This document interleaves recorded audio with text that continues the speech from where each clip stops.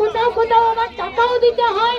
আর civic গুলো বলছে যে আমাদের রিক্রুটমেন্টের কোনো ক্রাইটেরিয়া নেই, শুধুমাত্র তৃণমূলের নেতাদের কোথাও। কাজের সুরক্ষা, তোমাদের ভবিষ্যৎ নিরাপত্তার দায়িত্ব আমরা এই রাজপথে শপথ করছি, সেই কাজেও তোমাদেরকে নিরাপত্তা দেবার দায়িত্বটাও বামপন্থীরাই নেবে, ভয় পেও না।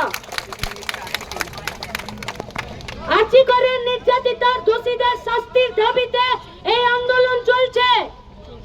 আরে পুলিশ একটা রাস্তা বন্ধ করেছে, গোটা রাজ্যের হাজার রাস্তা খোলা আছে, আর রাস্তা মমতা ব্যানার্জির বাবার সম্পত্তি নয়।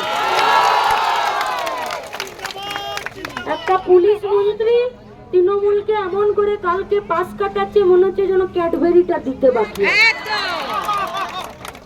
ভিডিওতে ছবি দেখেছেন পুলিশটার, বাড়িতে বাঁধিয়ে রাখুন, আর যার দাঁত ভেঙে গেছে আমাদের কমরেডের, তাকে তো বলবো লেমিনেশন করে বাঁধিয়ে রাখুন।